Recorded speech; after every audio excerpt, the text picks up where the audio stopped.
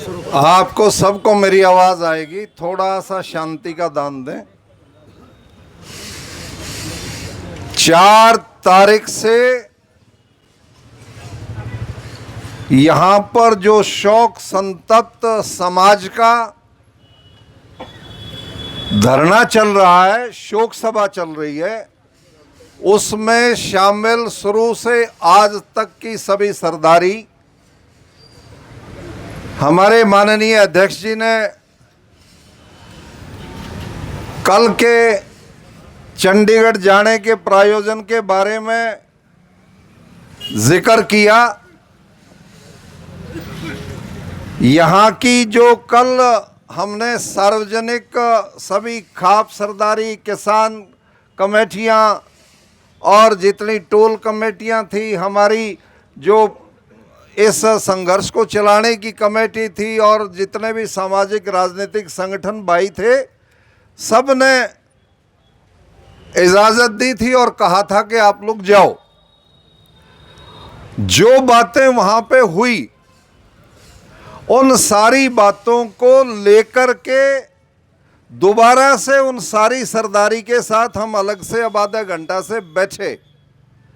क्योंकि मैंने माननीय मुख्यमंत्री जी से हम सब ने ये बात रखी थी कि जो बात यहाँ होगी, हम पूरे हाउस की अप्रूवल के साथ समाज का फैसला लागू करके आगे बढ़ेंगे। और वैसा ही हमने तरतीब वाइज इस विषय को लेकर के सारे हाउस की सारी सरदारी की अप्रूवल के साथ जो कल रात को और आज वापसी आते वक्त तक जो चर्चाएं और जो फैसले हुए हैं, मैं सारे समाज के बीच में और पूरी प्रेस के बीच में आप लोगों के सामने रखना चाहता हूं। माननीय मुख्यमंत्री जी और उनके अधिकारियों के बीच में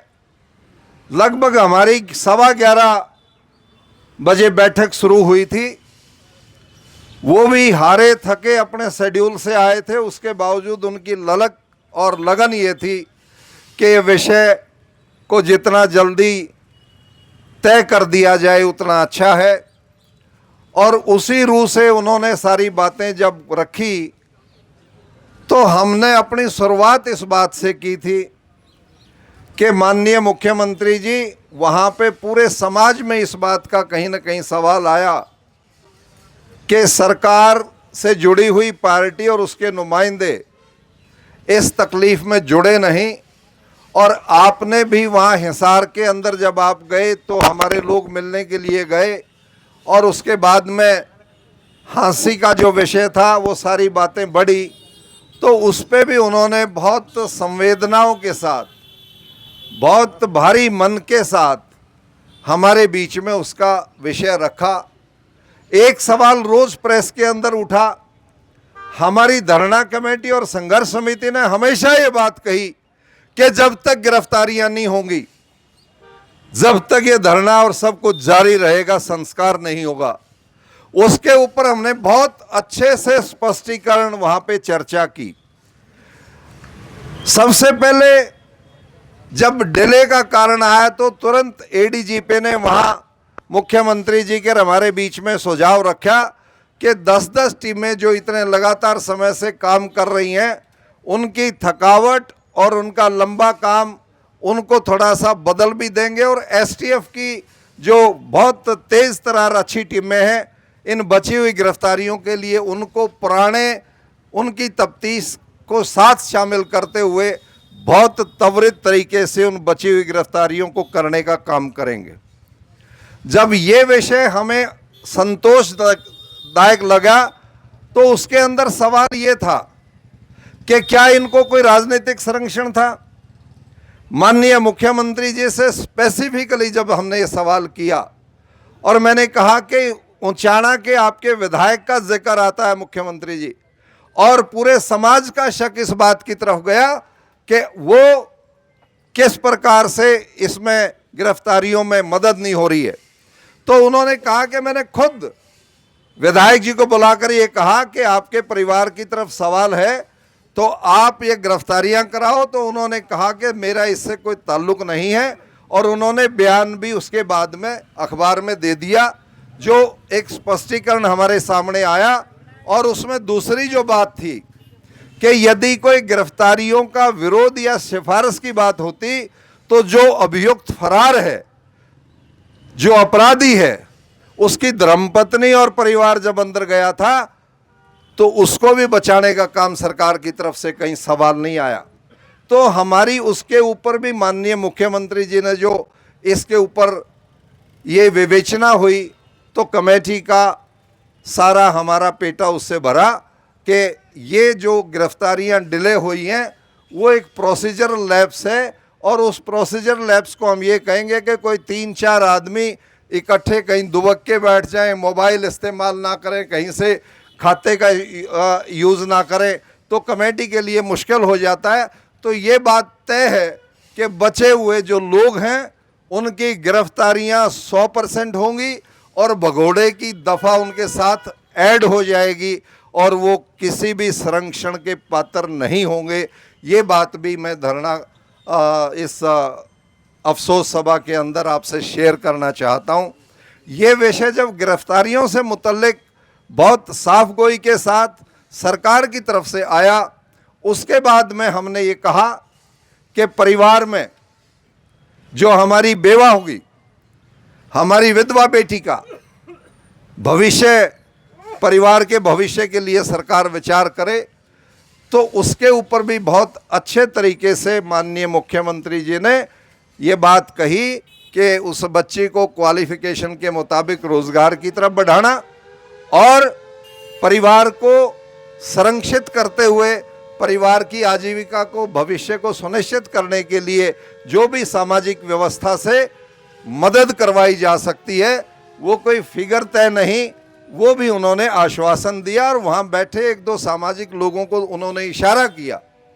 कि आप इस बात को ज़रूर देखना। तो वो विषय भी हमारा जो हमारी मांगों के अंदर शामिल था, उसकी तरफ भी आज हमने जो चर्चा की उसमें संतुष्टि की तरफ हम बढ़े। अगला विषय ये था,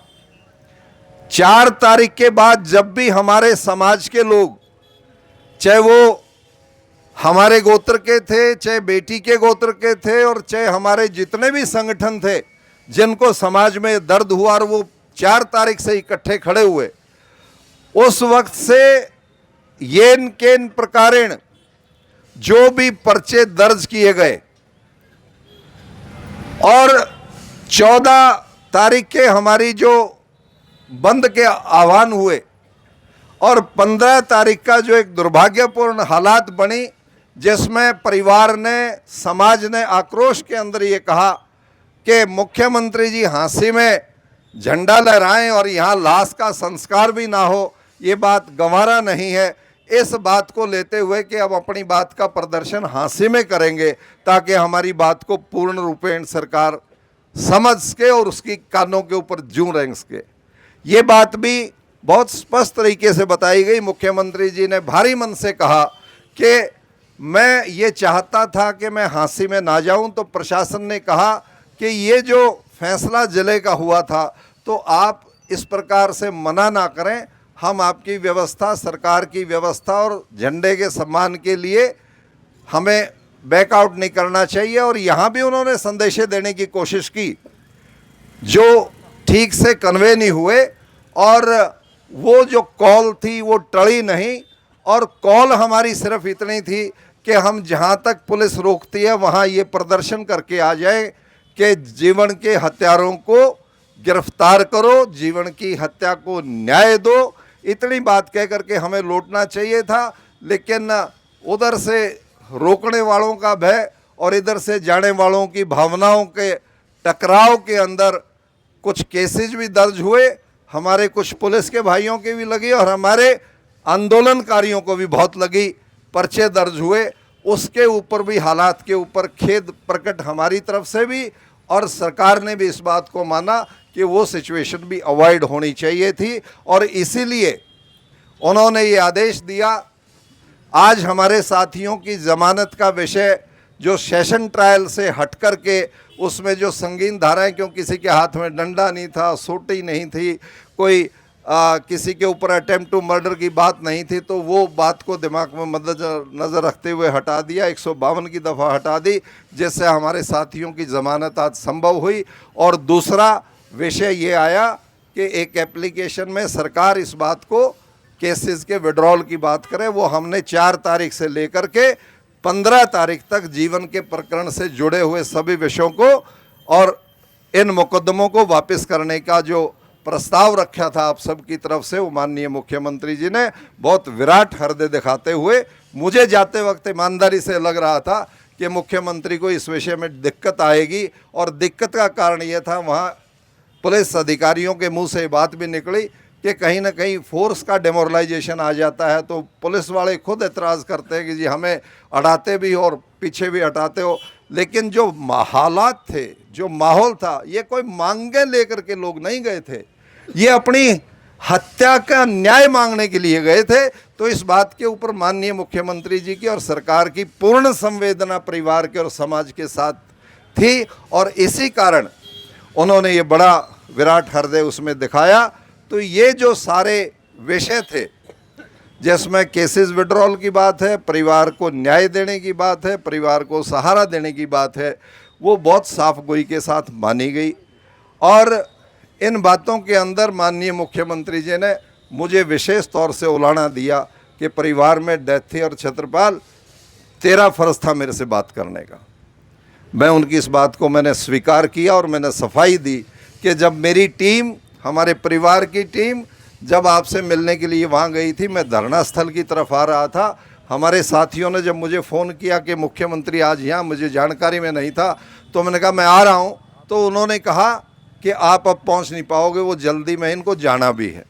तो उस पर भी उन्होंने बाद में कहा कि मुझे पूर्ण सूचना पहले से होती तो मैं आए हुए साथियों के साथ ज़्यादा संवेदना से बात करता, और मैंने कहा कि इनके साथ कमरे में बैठ के बात करता और डिटेल में मैं करके आता। तो ये बात भी माननीय मुख्यमंत्री जी की, तो मैंने भी निश्चित तौर से कहा जी आप भी मुझे फ़ोन कर सकते थे। खैर वो आपसी बातें थी, तो मुख्यमंत्री की व्यस्तताएं होती हैं, तो उन्होंने जो मैसेजेस दिए, जो उनके पार्टी के पदाधिकारी, ओहदेदार या कहीं कर्मचारी अधिकारी थे, वो ठीक से धरना के जो संचालक थे, आप समाज के लोग थे, सरदारी थी, वो ठीक से कम्युनिकेट नहीं हुआ, वरना ये अप्रिय स्थिति जो बढ़ी वो बढ़ती नहीं। ऐसा हमारा कल की बैठक के बाद मानस बना था, और हमने आखिर में माननीय मुख्यमंत्री जी का जहां इन हालातों के ऊपर खेद प्रकट किया, इस बात के लिए भी धन्यवाद किया कि आपने पूरा ये परिस्थिति होने के बाद, 15 अगस्त की परिस्थिति होने के बाद, आपने इस बात को तय किया कि मेरा समाज है, हमारे लोग हैं, और हत्या हुई है, निर्मम हत्या हुई है, परिवार को भी न्याय मिलना चाहिए, और बुला करके मुझे जख्मों के ऊपर मरहम लगानी चाहिए। इसलिए उन्होंने ये बड़ा दिल दिखाते हुए तुरंत बुला करके, रात का समय भी कहा, चटनी साहब ने बात की थी तो अगले दिन 11 बजे का समय मांगा, वो भाई भी मीटिंग में थे, तो उन्होंने कहा कि हमने 11 की बात की थी, फिर जब जिक्र आया कि मुख्यमंत्री जी तो रात को ही मिलने के लिए तैयार थे, तो हम रात को पहुँचे, रात को ही उन्होंने समय निकाल करके सारी बातें की। तो मैं ज़्यादा लंबी बात नहीं करते हुए आप सब साथियों से निवेदन करता हूँ कि आपने जो मदद की, सहारा दिया, समाज में भगवान ना करे कि इस किस्म की कोई अप्रिय घटना हो, हम सब एकजुटता के साथ हर हालत के अंदर सारा समाज इकट्ठा रहेगा, और सरकार अच्छे काम करे, समाज अच्छा काम करे, अच्छा मजबूत राष्ट्र बने, इस बात की कल्पना को हम करते हुए आगे बढ़ें। और यहाँ तक 4 से अब तक जितनी सरदारी, जितनी भी कमेटियां हैं, टोल कमेटी, किसान कमेटी, खाप सरदारी, सामाजिक राजनीतिक संगठन, और भी जितने कर्मचारी यूनियन और सभी साथी यहाँ पे आए, साथ दिया, हृदय की गहराइयों के सब के साथ सबका आभार और धन्यवाद है। और ये परिवार सारा पूर्ण रूप से खड़ा रहेगा। अब अगला जो विषय है, सारी सरदारी ने इस बात को तय किया है कि 13वीं तो का समय भी निकल गया, उत्सव का नाम भी और हम उत्सव की गली उत्सव होगी इसलिए कल करानी। इसलिए जो विषय था वो विलंब भी हुआ, और अब ये सारी बातें तय होने के बाद कोई ऐसी परिस्थिति नहीं बचती कि हम इस डेड बॉडी को संस्कारित ना करें, उस आत्मा की शांति की कामना करते हुए रीति रिवाज के साथ उसको अग्नि के सुपुर्द ना करें। तो इसलिए आज ये तय किया, क्योंकि हमारे जो साथी हैं आज जेल से लेट रिहा होंगे, और अपने समाज के अंदर एक आम बात ये रहती है हिंदू सनातनी रीति रिवाज में कि सनसेट के बाद अक्षर दाह संस्कार नहीं किया जाता, और दाह संस्कार को जब इतने दिन हो गए तो आज कोई इमरजेंसी नहीं कि हम रात को करें। और मैं मुख्यमंत्री जी की इस बात की भी तारीफ़ करूंगा, जब वो कह रहे थे कि संस्कार जल्दी करो, तो मैंने कहा जी देखो, गिरफ्तारियों से जब साथी जब तक नहीं आएंगे और वो शामिल नहीं होंगे और वो लेट आते हैं तो सनसेट के बाद नहीं करेंगे। तो उन्होंने 1 मिनट में कहा बिल्कुल आपकी राय सही है, 1 दिन के बाद ये बात सोची जा सकती है। तो इन सारी परिस्थितियों के अंदर सभी का फैसला ये है कि कल 10 बजे, कुछ साथी 11 कह रहे हैं, कुछ 10 कह रहे हैं, तो हमने सुनो हम 10 का अनाउंस इसलिए कर रहे हैं क्योंकि डेड बॉडी को रिसीव करना है, वो परिवार के लोग सुनिश्चित करेंगे जिन्होंने वहाँ पे डेड बॉडी को रखवाया था, पोस्टमार्टम के विषय की बात थी, वो लें, उसको लेकर के गांव की तरफ चढ़ें। और 10 और 11 के बीच में दोनों की बात कह रहा हूँ मोटे तौर से, क्योंकि घर से सारी प्रक्रियाएं करके लेके चलना होता है। जो भाई घर पे पहुंच जाता है, कुछ सीधा शमशान घाट पहुंचता है, तो ये 1 घंटे का अंतराल रहता है। तो आप अपनी अपनी व्यवस्थाओं को देखकर किनाड़ा गांव,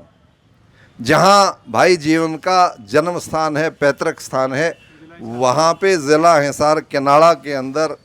हमारे बड़े गांव का नाम पावड़ा है। तो उन 5 गांवों के उस किनाड़ा गांव के अंदर कल 10 और 11 के बीच में भाई का संस्कार करने का निर्णय हुआ है, सबकी सहमति से हुआ है। और मैं सभी से ये उम्मीद करता हूँ कि इतने दिन के कष्ट कमाई में जो आप लोगों ने उसकी आत्मा की शांति के लिए निवेदन किया परमपिता परमात्मा से, उसकी आत्मा को शांति मिले। परिवार को, आप और हम सबको इस दिवंगत के जाने के बाद जो क्षति और नुकसान हुआ है वो हिम्मत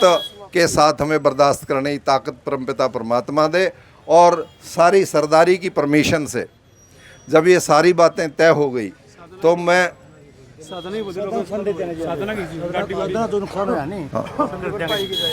ये हौसला, ये बात कहने से पहले जैसा मैंने कहा कि केसेस विड्रॉ होंगे, ऐसा हमने ये भी कहा कि जितने भी ट्रैक्टर और साधन वहाँ पे पकड़े गए थे वो भी सब वापस जाएंगे। और जो नुकसान हुआ है उसमें हमारे एक प्रेस के भाई की चेन और मारपीट, और दूसरा जो ट्रैक्टर और गाड़ियों का नुकसान हुआ है वो भी हम इंश्योरेंस के माध्यम से और हम समाज की तरफ से उन परिवारों को उस नुकसान से उबार देंगे, उनको भी ठीक कराने का काम करेंगे। ऐसा भी हमारे सामाजिक इस बैठक के अंदर तय हुआ है। और आप और हम सब उस दिवंगत के साथ, परिवार के साथ खड़े रहेंगे। इस निवेदन के साथ अंतिम सबका धन्यवाद करते हुए मैं इस बात के लिए भी घोषणा करता हूं आप सबकी परमिशन से कि ये धरना शोक सभा यहाँ के स्थान से आज अब से समाप्त हो गई। और इसके बाद संस्कार के बाद में जो परिवार की प्रक्रिया है वो रस्म पूरी हो जाएगी। और हम जो ये डिसीजंस हुए हैं